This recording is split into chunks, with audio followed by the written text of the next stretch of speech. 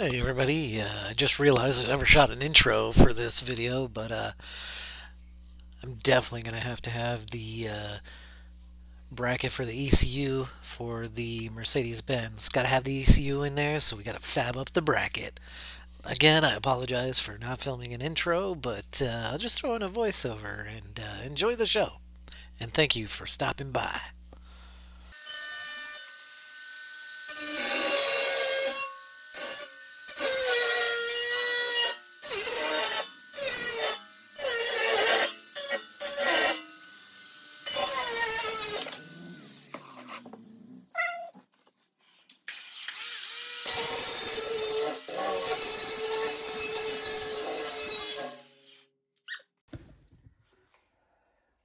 Looks ridiculous.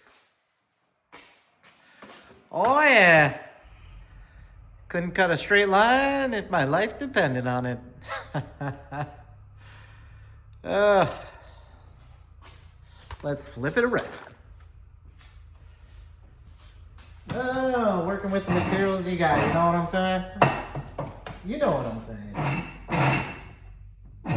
I should probably pull that ECU out to see what size it is, eh? Jeez Louise. I can't.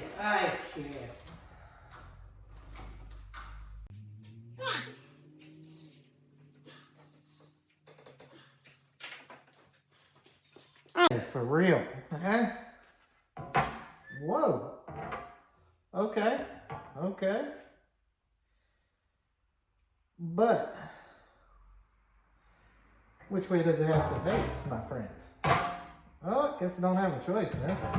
Wait a minute. Wait just 1 minute. I know I got the bracket around here somewhere for this thing. Oh, here it is. Okay, so going out on a limb, I should have taken the other one off. Bright guy. Oh, okay. Yeah. All right. Let's take a look, see here.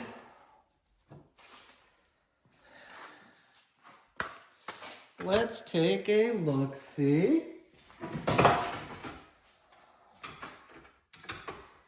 All right, knowing that, this bracket cuts in like this.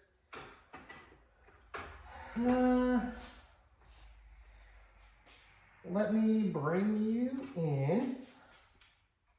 I don't know if anybody's an Alice in Chains fan out there, but Jerry Cantrell, after Lane passed, had an album called Boggy Depot. Some 90s trivia for your kids. And he had a song called Cut You In. So I'm going to cut you in. All right, so ECU has to be in the car. And I will show you why in a second. But yeah, here's a mock-up. We do, in fact, have one of the brackets. See that mounting bracket right there? I need to go pull the other one. But it looks like that first step, that first step right there will be perfect size. And then what we'll do is we'll cut that down to size with the cutoff.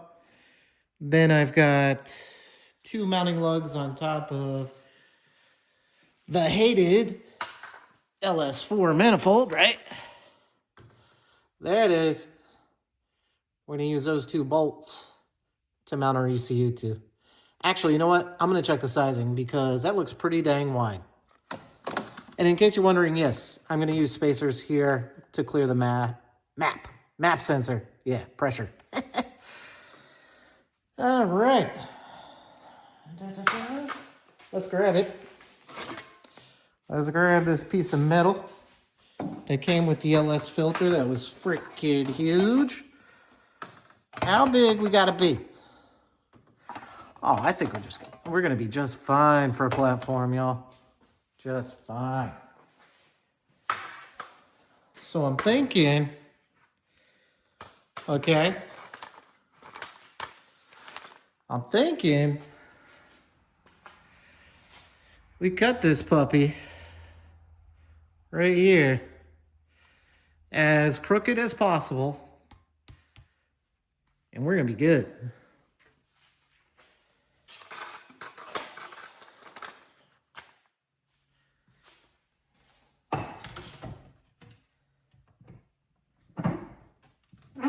Then we can mark out where our bolts will go. Whew. Ah. Wish I had a straight edge. I think I do have a straight edge somewhere around here. Oh yeah. Oh yeah. All right, I think I got a marker. I think I got a marker that's half open. Perfect. Oy. Oy.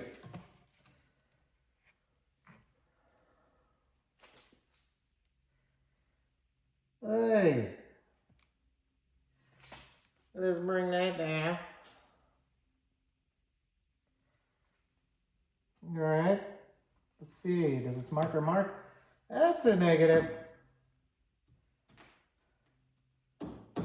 Hey, who destroyed this thing? Man, this thing used to work.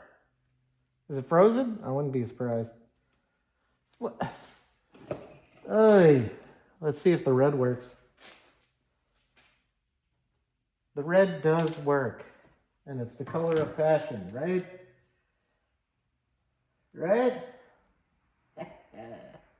Let's see if I can cut this. Okay, as crooked as possible. I'm lining up the side first.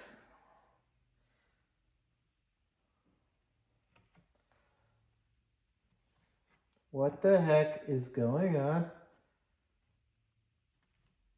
Okay. Like I said, we only cut crooked. Okay? I don't think that's the right spot. Yeah, it's on there. Good Lord. Really? Really? Someone help me. Someone help him.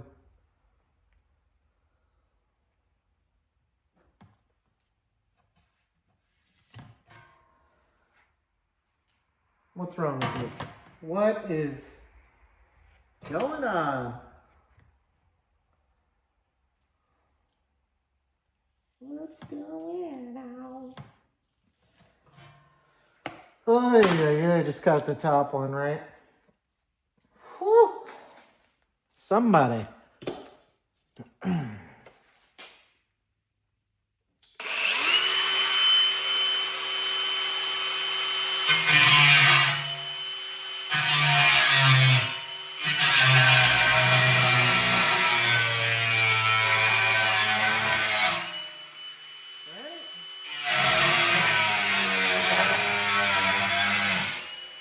Like I said, when I watch over here.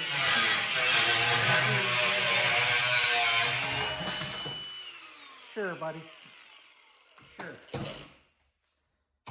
All right, that is incredibly wavy. Just the way I like it.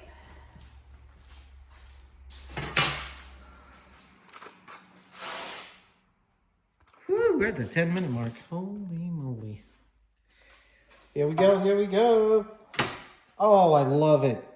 I love it. Then we figure out how to mount it either forward or sideways. Got to put everything together and check that. Okay, please bear with me. I've decided to go with a U-shaped piece to mount the Mercedes ECU on. I'm going to cut that out, then I'm going to see where holes line up, and we're going to go from there. Right there, my friends. Right there. Oh, yeah. And once again, I got cutting disc material in my hair. Good day. Good day. Guys.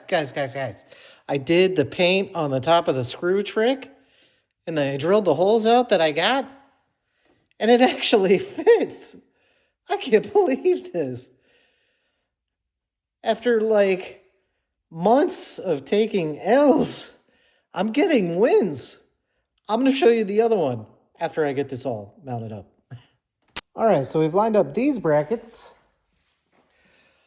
onto the U bracket. Very elementary. Kind of reminds you of kindergarten, first grade. Bracket side, bolt. Bracket side, bolt. They are different. But by the end of this, I'll have this thing mounted. Promise? Yes! Yes! It will go on. It will go on, my friends. Almost done. Now, where's that Allen wrench? Okay. Got that finished. Got it mounted on. It's crooked, of course. That's the only way I roll. But anyhow, I got the ECU plugged in on this side, which I think is like powers and grounds. I got my other two that are connected to the ECU in this huge wire bundle. But I am going somewhere with this. Okay, see this side? That talks to everything on the Mercedes engine, right? That's all your sensors, all that good stuff, solenoids. Well, I have marked out, my friends, because I found the schematic for the engine wiring. This is your crank position sensor wiring. Now I'm going to show you a trick, and it's going to be the key to making sure that everything in the cab runs while the LS is running. Well, hello everyone. Hello. Look at that wiring. All right, so who doesn't say that, right? Anyway, Mercedes ECU has to be mounted on top of the LS, and I'll tell you why here in a second. This little guy right here is a square wave generator I bought off of eBay for $6. This pigtail right here, as soon as I get to it, I'm going to leave it there. This is a servo connector for a radio-controlled car, which we also love, right? This is the crank position sensor wiring that goes to the Mercedes ECU. Now, I'm going to plug this plug into this guy, and I'm going to show you something very important to your swap. All right, connecting battery. There we go. Very loosely connected, not recommended. Let me check. Okay, yeah, all right. Coming over here. All right, there's the key. Okay, so, of course, I've shown you guys that I put in this little control center here. No, that's not how I roll. It's not permanent, okay? But I needed something other than like going under the hood and touching the battery terminal with the starting solenoid, right? Okay, let me show you something. Okay, we are at ignition on position, right? We go all the way over, and look at that. What's going on with your car? Well, it doesn't see any signal from the engine that it's running. So what are we stuck in? We're stuck in standby mode. Eventually, all your systems inside this car will shut down because it thinks you're just sitting there with no engine running. All right, now we're going to go under the hood, and I'm going to plug my little buddy in, and then we'll see what we get. Ready? Turn that off. Da, da, da. Here's our friend. And I want to make sure I do this right because this is a polarity thing. Okay? Ooh, I got to go back here to the wiring. Sorry, guys. I just want to be sure. Then, okay. Apologies. Ground is middle, so we can't mess that up. Hot is brown. Okay. And I'll show you why that matters. I don't know if my phone can pick it up, but see that? See that VCC right there? And then there's output. We come back here. Our colors are red for power. Can you see that brown? Yeah, and that brown in the middle is the ground. And then it's the weirdest thing because blue and white in car audio is remote power. but this is actually signal in for this sucker. So let's see. Signal in is yellow, and also in car stereo. Did I say yellow? Yeah, yellow. Also in car stereo, yellow is the constant, but let's see here. Looking at our little signal generator guy, out needs to go to yellow. So we flip it, make sure yellow is on there. Okay. Oh boy, I knew I was going to chase this thing all around. That's what I get for using my hands. Please hold. All right, so I plugged that in. Okay. I think the car went off standby. Yeah, because the key is out. All right, let's turn this sucker. All right, did you see that? Aside from the car freaking out because it's not getting any other signals and I don't have my seatbelt on, this car now believes that it's running. So all your systems will stay going. So speedometer works. I think I can get water temp to work. And check that out. Your fuel gauge still works. Over here, I have seen a module that the Range Rover guys sell that will take the tach signal from the LS and convert it to the Mercedes-Benz going through Mercedes-Benz signal going through the engine harness. Right now, I'm just tricking the engine harness, saying that the engine's running at, what, 600-700 RPM. You can have a check engine light because obviously nothing else is plugged in the engine harness. But like I said, you will not have that standby shutdown because the computer's no longer wondering if the engine is running, right? It thinks that it's running at 700 RPM. Now I'm going to do a drive. I still have to go through the harness, see what I got to snip off. Fun fact, the LS, the Gen 3 LS, the LQ4 that I bought to go in this car, 24X. And guess what? 2011 Mercedes, freaking crank sensor signal. Yeah, it's the freaking 58X.